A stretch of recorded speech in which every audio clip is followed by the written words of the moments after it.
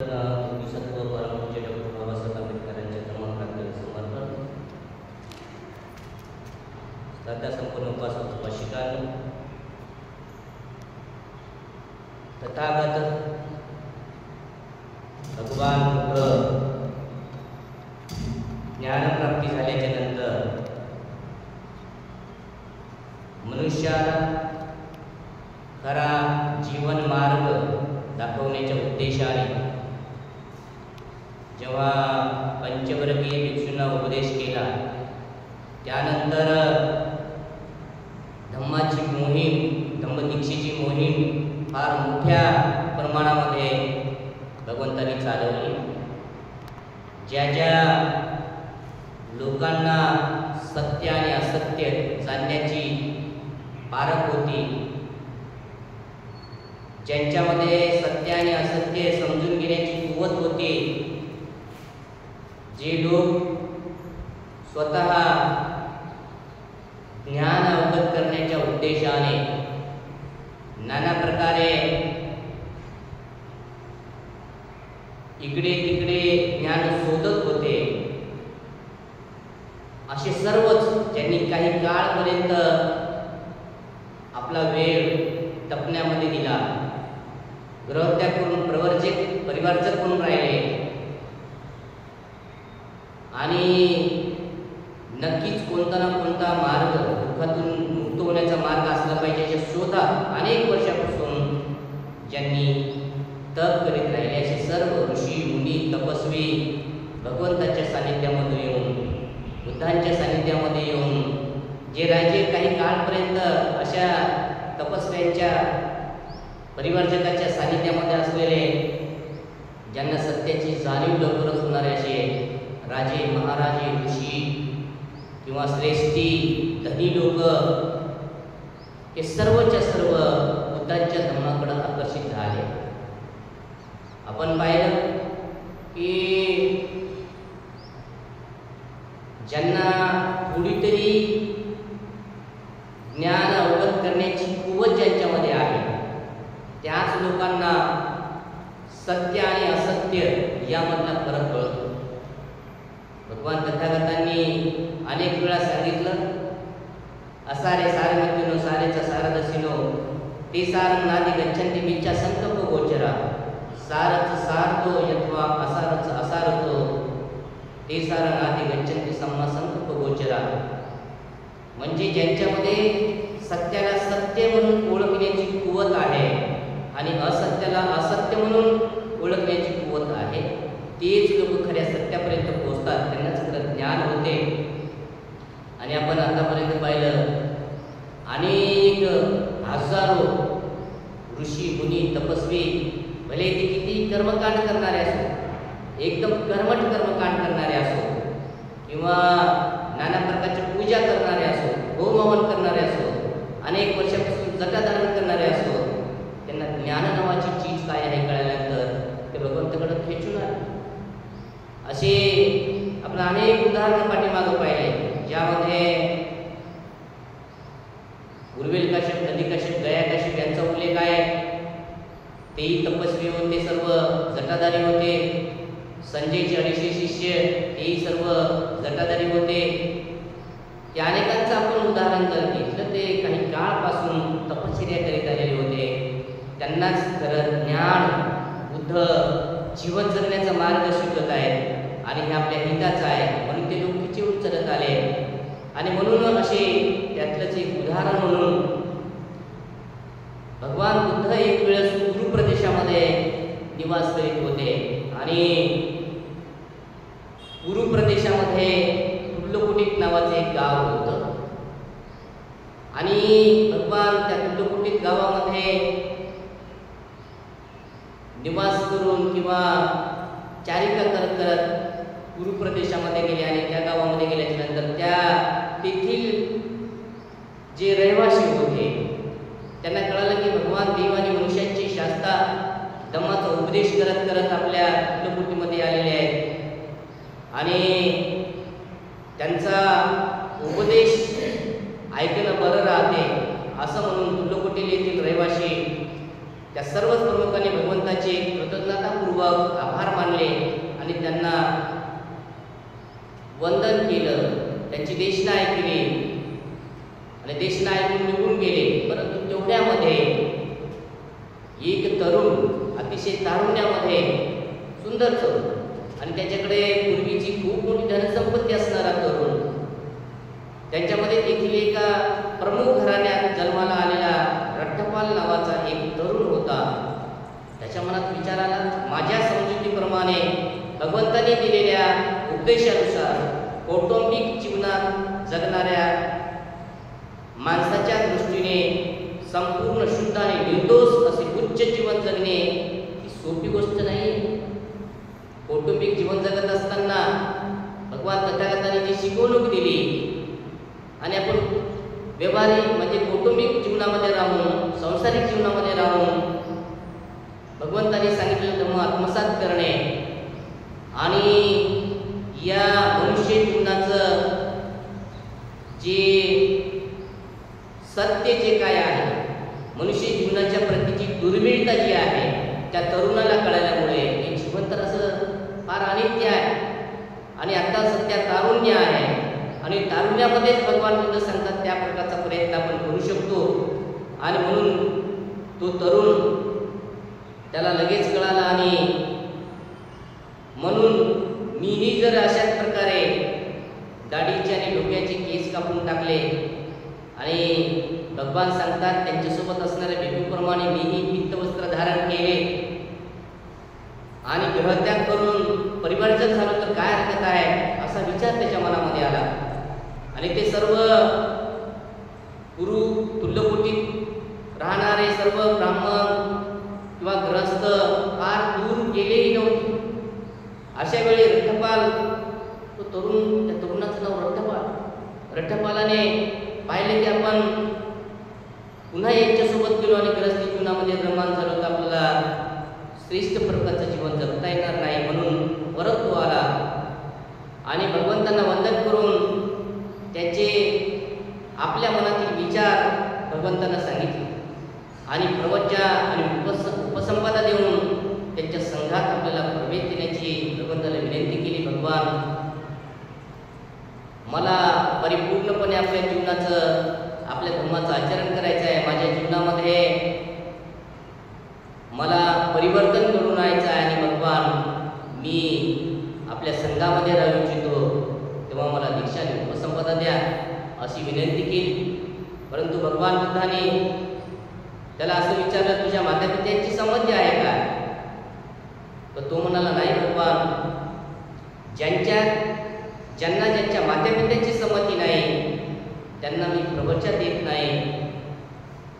आणि महाराज तो काय म्हणावं रट्टपालाला माहीत होतं आणि म्हणून तो म्हणाला, महाराज ती संमती मिळवण्याचा मी प्रयत्न करीन.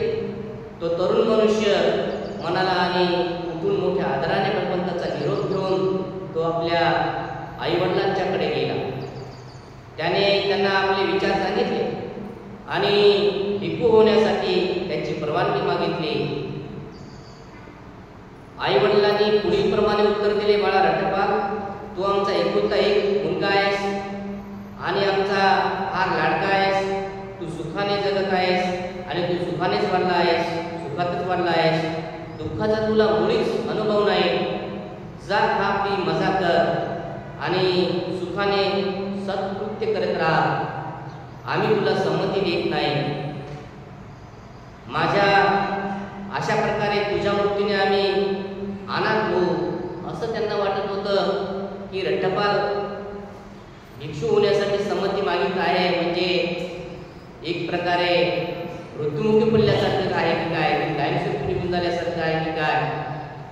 आणि म्हणून ते असं म्हणू लागले की तुला अशा प्रकारे निघून जाणं आम्हाला पाहणार नाही आणि म्हणून आम्ही अनाथ होऊ. जीवन हे सुखानं वाटणार नाही आम्हाला. तुझ्या मुलाचं जीवन सुखाचं वाटणार नाही. आमच्या जवळ असताना तू ग्रहत्या करून भिक्खू व्हावेस याला आम्ही संमती का द्यावी. दुसऱ्यांदा आणि पुन्हा तिसऱ्यांदा रट्टपालाने तीच विनंती केली आणि त्याच्या आईवडिलांनी पुन्हा तीच तसंच नाकारलं. आईवडिलांची संमती न मिळाल्यामुळे त्या तरुणाने जमिनीवर लोळण घेतलंय आणि तो म्हणू लागला, एक तर मी इथेच प्राण देईन, नाहीतर भिक्खू होईल, असे त्याने स्पष्ट शब्दामध्ये त्याच्या आईवडिलाला सांगितले. आणि त्याला भिक्खू होण्यास विरोध दर्शवत त्याचे आईवडील त्याला उठून बसण्यासाठी विनवणी करू लागले. पण ते तरुण मनुष्य एक शब्दही बोलला नाही. त्यांनी त्याला दोनदा तीनदा विनवणी केली, तो एक शब्दही बोलला नाही. म्हणून रठपालाच्या आई वडिलांनी त्याच्या मित्रांना भेटून सगळी हकीकत सांगितली आणि त्यांनी त्याला जे सांगितले होते तेच आग्रहपूर्वक त्याला सांगण्यात आले. त्याच्या मित्रांनी त्याला 3 वेळा विनंती केली, पण तो एक शब्दही बोलला नाही. तेव्हा त्याचे मित्र त्याच्या आईवडिलांकडे आले आणि म्हणाले, तेथेच उघड्या जमिनीवर पडून तो सांगत आहे की मी एकतर मरून जाईल, नाहीतर भिक्खू होईल.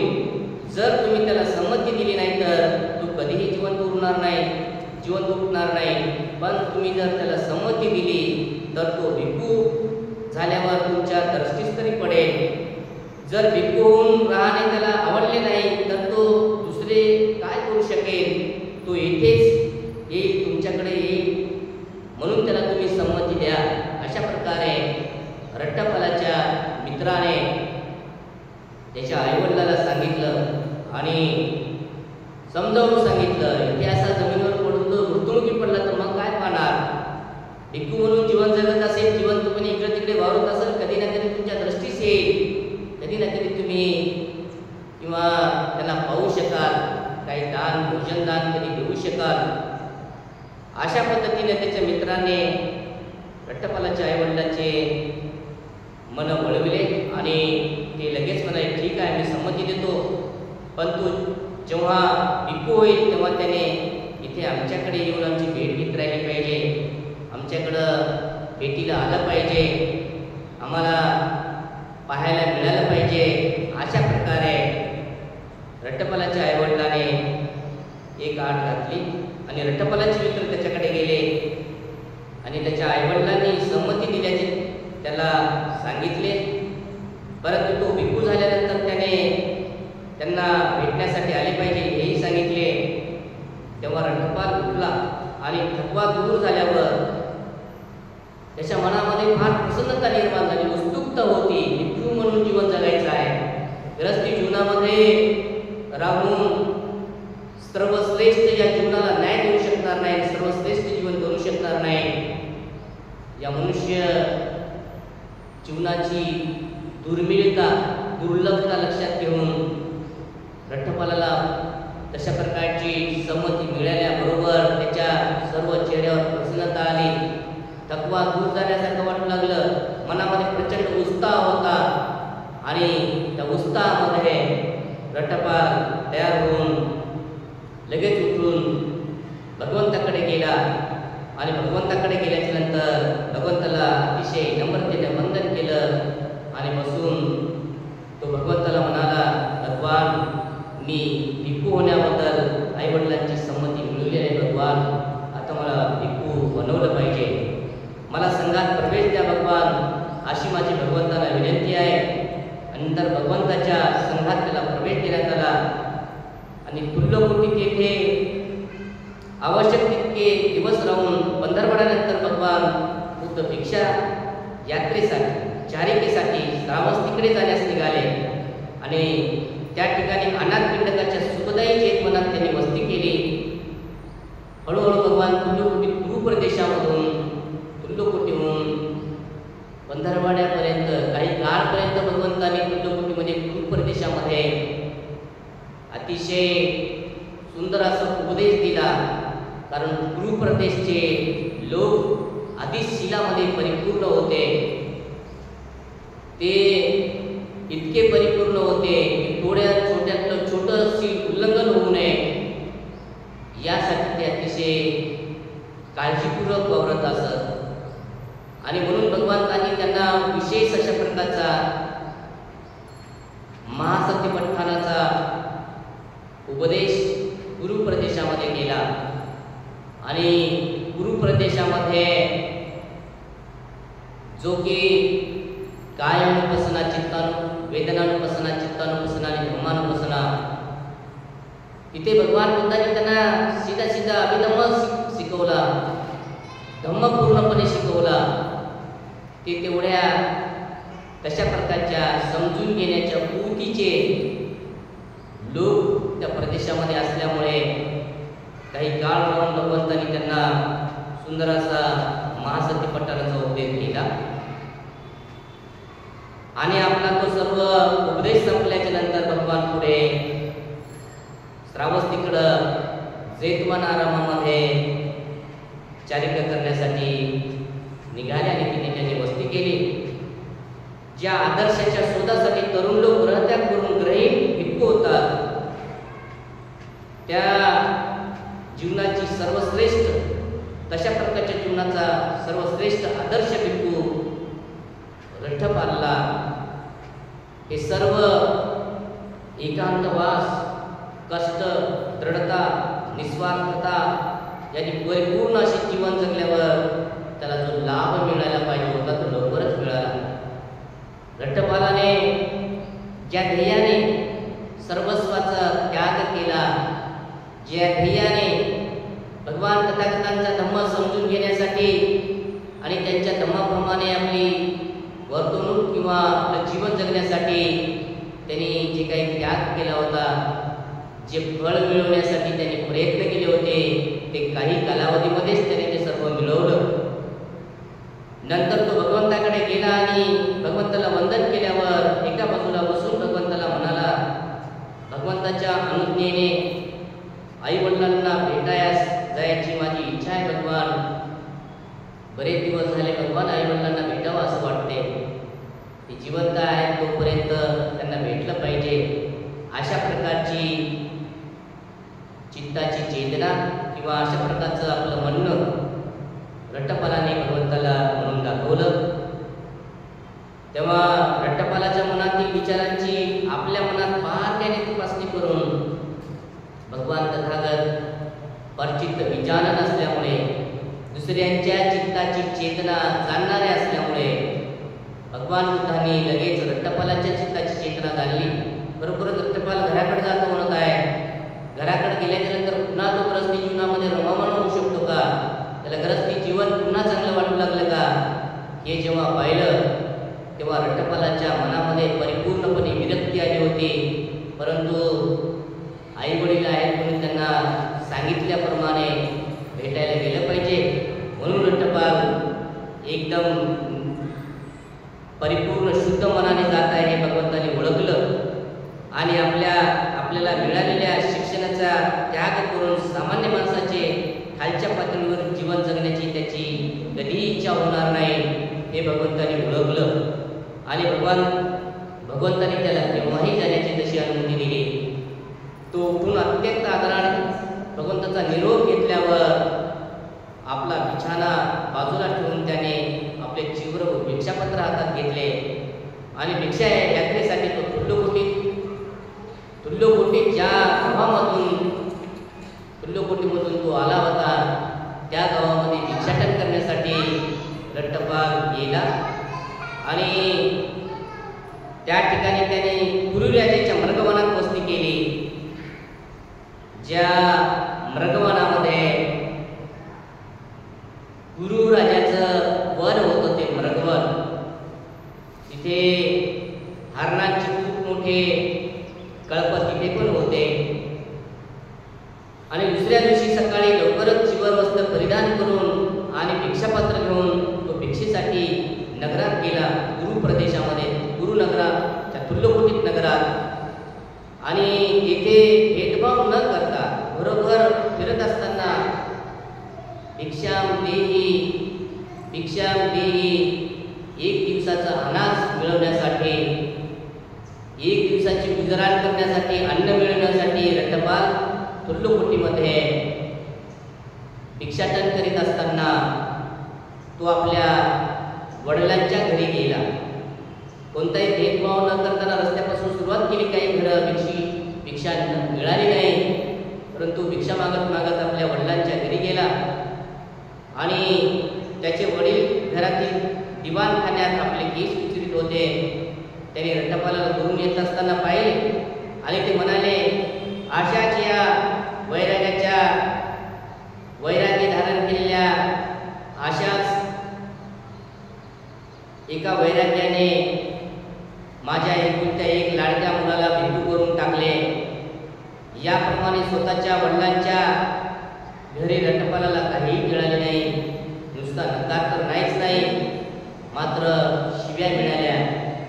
कारण रट्टपालाच्या वडिलांनी काशाय वस्त्रामध्ये रट्टपालाला ओळखलं नाही आणि ओळखलं नसल्यामुळे रट्टपालाला उलट्या वेगवेगळ्या शब्दामध्ये रट्टपालाचा पुढे बोलला. आणि त्याच वेळी घरातील एक दासी आदल्या दिवशीचा शिळा भात फेकून देण्याच्या बेतात होती. रट्टपाल जेव्हा रट्टपालाचं पूर्वाश्रमीचं घर आणि त्या दरवाजावर तो उभा असताना भिक्षा मागून परतत असताना तेवढ्यात एक प्रसंग घडला.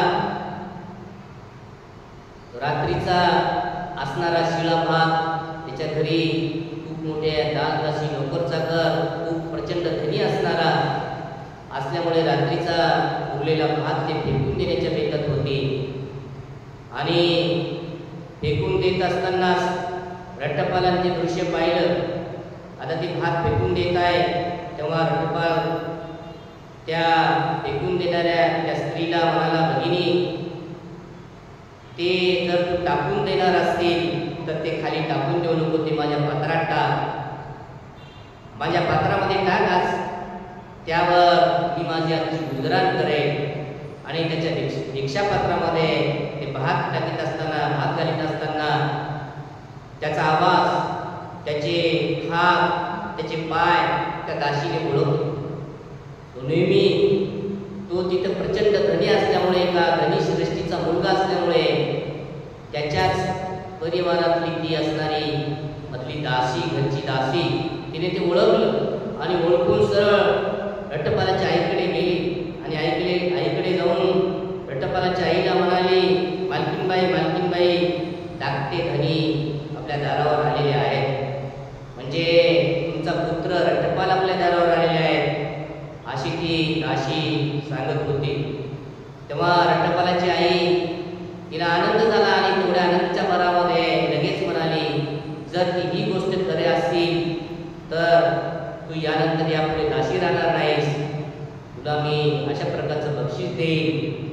आणि आई म्हणाली, आणि आपल्या मुलाच्या आगमनाची वार्ता ऐकल्याचे आपल्या पतीला सांगण्यासाठी घाईघाईने निघून गेली.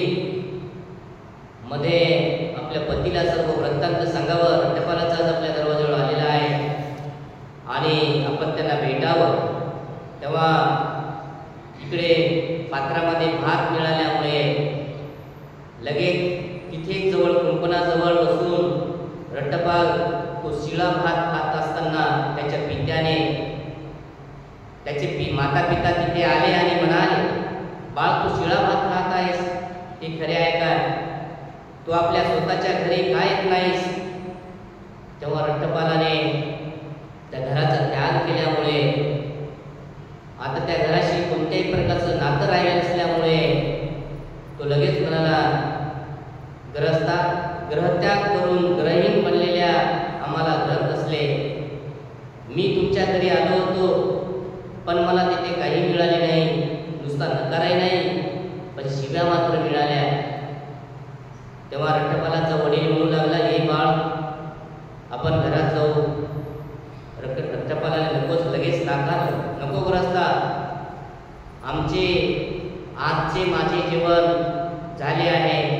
आणि असं म्हणून रट्टपाल पुढे निघून जाण्याच्या बेतात असताना, ठीक आहे बाळ, उद्या तुझे भोजन इथे करशील असे वचन दे, उद्याच्या भोजनाचा स्वीकार कर, आमच्या परिवारामध्ये उद्या भोजन घेशील, असं रट्टपालाचा वडील म्हणाला. आणि वचन घेतल्याच्या नंतर रट्टपाल आपलं भोजन उरकून परत मृगदाय वनामध्ये, गुरुराजाच्या मृगदाय वनामध्ये वस्ती करण्यासाठी किंवा निवास करण्यासाठी निघून गेला. एकूण रट्टपालाने मौन धारण करून ती संमती दर्शविली. नंतर त्याचे वडील घरात गेले दुसऱ्या दिवशी रट्टपालाच्या वडिलांनी निमंत्रण दिल्यामुळे दुसऱ्या दिवशी सकाळीच रट्टपाल भिक्षापात्र चिवर घेऊन पूर्वीच्या सवीच्या रट्टपालाच्या घरी भोजनासाठी आला आणि भोजनासाठी येण्याच्या अगोदरच रट्टपालाच्या वडिलांनी सोन्या रुपयाच्या लगडी रचून थप्प्याच्या थप्प्या रचून गालीचे आतरून ठेवण्याची आज्ञा दिली. त्याच्यावर सगळ्या सोन्याची जेवढं आहे, पैसा आहे, धन दौलत आहे, सगळे पुढे ठेवा, त्याच्यावर पांघरून आतून टाका. अशा प्रकारे रट्टपालाच्या वडिलांनी बाकीच्या लोकांना तसं सांगितलं. पूर्वाश्रमीच्या रट्टपालाच्या स्त्रिया असलेल्या आपल्या सुनांना आपल्या पतीला आवडत असलेले सर्व प्रकारचा साज शृंगार करण्यास त्याने सांगितले आणि रात्र संपल्यावर घरात भोजनासाठी उत्तम पदार्थ तयार करून ठेवण्याची आज्ञा त्याच्या पित्याने दिली आणि तयारी झाल्यावर मुलाला कळविले. दुपार झाल्याबरोबर चिवर परिधान करून भिक्षापत्र हातात घेऊन रट्टपाल आपल्या भोजनाच्या ठिकाणावर येऊन बसला. नंतर त्या सोन्या रुपयाच्या राशीवरून गालीचे काढण्याची आज्ञा देऊन त्याचा पिता म्हणाला, हे तुझे मातृधन आहे, हे तुझ्या पित्याची आणि तुझ्या पितामहाची वडिलोपार्जित संपत्ती आहे आणि वडिलोपार्जित संपत्ती असल्यामुळे या संपत्तीचा भोग घे, आनंदाचा उपभोग घे, सत्कृत्य करीत राहा आणि हे तुला भरपूर संपत्ती असल्यामुळे काही काळ सत्कृत्य आणि उपभोग घेण्यासाठी भरपूर दिवस टिकेल. ये बाळ, तुझी श्रमणचर्या सोडून दे. तुझी श्रमणचर्या धारण केलेली आहेस, तुझे श्रमण बनलेलं आहेस, ते श्रमणचर्या सोडून देऊन पुन्हा गृहस्थी बन, पुन्हा आमच्याकडे ये. अशा प्रकारे तो रट्टपालचा वडील रट्टपालला बोलू लागला आणि तेव्हा रट्टपाल लगेच म्हणाला, सामान्य माणसाच्या जीवनाचा पुन्हा अवलंब करा असं म्हणल्याबरोबर, गृहस्था तुम्ही माझा सल्ला ऐका आणि या सगळ्या संपत्तीच्या राशी तुम्ही घेऊन जा आणि गंगा नदीत बुडवून टाका. कारण का तिच्यामुळे तुम्हाला फक्त दुःख, शोक, संकटे, मानसिक व शारीरिक यातना आणि क्लेशच भोगावे लागतील. तुम्ही वयोवृद्ध झालेला आहात आणि तुम्ही ही सर्व संपत्ती तुम्ही अशा प्रकारे घरामध्ये ठेवून तुम्हाला नाना प्रकारच्या संकटे ओढून घ्यावे लागतील. नाना प्रकारे चोरांची संकटे, ते व्यवस्थित ठिकठिकाणी जपून ठेवण्यासाठी मानसिक त्रास तुम्हाला सोसावा लागेल, शारीरिक यातना तुम्हाला होतील आणि म्हणून आता या धनाचा काही उपयोग नाही माझ्यासाठी, तुम्ही सर्व धन नदीमध्ये टाकून द्या. अशा प्रकारे रट्टपाल त्याच्या पित्याला सांगू लागला. भिक्खू रट्टपालाच्या पायांना मिठी मारून त्याची पूर्वाश्रमीची स्त्री पत्नी त्याला विचारू लागल्या की ज्यांच्यासाठी आपण एक उच्च जीवन जगत आहात त्या अप्सरा तरी आहेत कशा? त्यांना त्या पूर्वाश्रमीमध्ये असणाऱ्या आई असेल, पत्नी असेल, पूर्वीच्या स्त्रिया रट्टपालाकडे येऊन म्हणाल्या की ज्याच्यासाठी आपण अशा प्रकारचं जीवन जगत नाही ते अप्सरा आहेत तरी कशा? परंतु ज्याला सुंदर अशा प्रकारचं भगवंतांनी सांगितलेला धर्म कळाला त्याला बाकी कोणत्याही गोष्टीमध्ये रस वाटत नाही आणि म्हणून तो परिपूर्णपणे मुक्त होण्यासाठी सर्वपणे आपल्या जीवनाला समर्पित राहतो. आणि म्हणून त्या स्त्रिया असं म्हणल्याबरोबर तो म्हणाला, भगिनींनो, मी कोणत्याही अवसरासाठी मी या जीवनाचा अवलंब केलेला नाही. आपल्याला त्याने भगिनी म्हटल्याचे ऐकल्याबरोबर त्या स्त्रिया मूर्छित होऊन जमिनीवर पडल्या. आपण साज शृंगार करून रट्टपालाचं मन वळवण्यासाठी यशस्वी होऊ किंवा शेवटचा पर्याय त्याच्या पायाला मिठी मारून विनंती करीत राहू, पुन्हा ग्रस्ती जीवनाकडे आकर्षित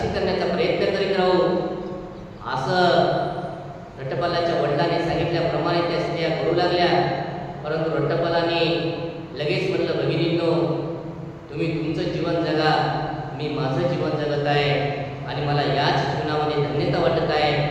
अशा प्रकारे रट्टपालाने त्यांना भगिनी म्हणल्याबरोबर त्या मूर्छित होऊन बेहोश होऊन जमिनीवर पडल्या.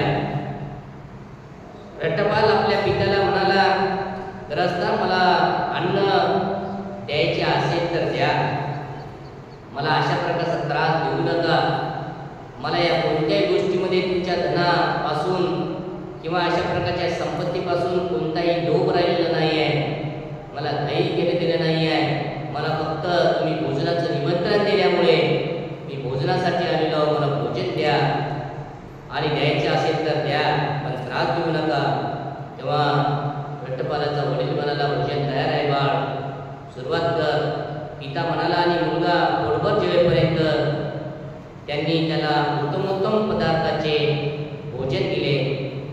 भोजन झाल्यावर कुरु राजाच्या मृगवनामध्ये तो परतला आणि दुपारच्या भर उन्हात तेथे एका झाडाखाली ध्यान करत बसला असताना भोजन झाल्याच्या नंतर वृक्षमूलगतो वा शून्यागारगतो वा अरण्यगतो वा अरण्यामध्ये वृक्षांच्या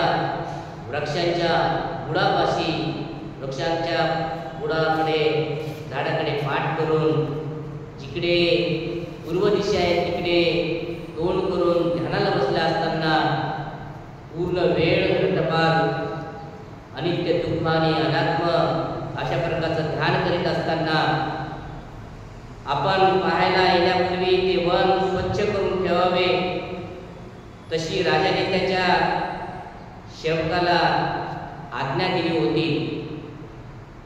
तो कुरु प्रदेशाचा राजा मृगदाय वनामध्ये फेरफटका मारण्यासाठी जाणार होता आणि राजा पुढे जाणार आहे म्हणून त्याच्या सेवकांनी तो मार्ग पूर्णपणे स्वच्छ करून ठेवण्याची आज्ञा राजाने केली आणि ते काही लोक तो संपूर्ण ज्या मार्गाने राजा जाणार आहे तो प्रदेश साफ करू लागले.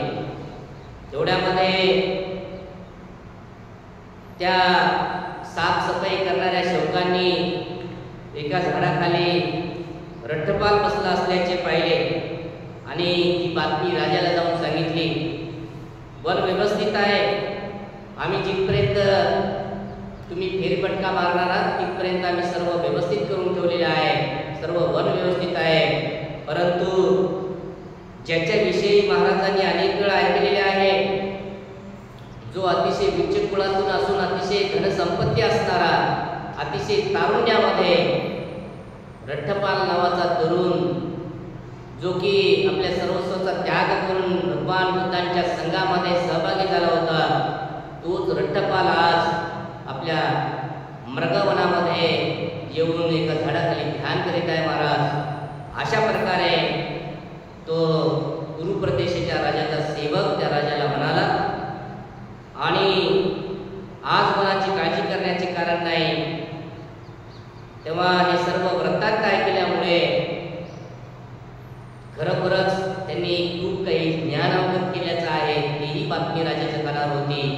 आणि मग राजाला लगेच वाटलं अशा वंदनीय पुरुषांचं आपण वंदन केलं पाहिजे. म्हणून प्रवासासाठी भोजनाची तयारी करण्यासाठी त्यांनी राजाने आपल्या सर्व लोकांना आज्ञा केली आणि खूप मोठा लवाजमा सोबत घेऊन राजेशाही थाटामध्ये मिरवणूक काढून तो कुरु प्रदेशाचा राजा रट्टपाल पुन्हा भेटण्यासाठी मृगवनाकडे निघाला आणि पुढे मृगवनामध्ये जाऊन रट्टपालाची भेट घेऊन रट्टपालाकडून ज्ञान घेतो, धम्मश्रवण करतो. हे आपण पुढे पाहूया. तेव्हा आजच्या प्रसंगी आपण या ठिकाणी थांबूया. सर्वांचं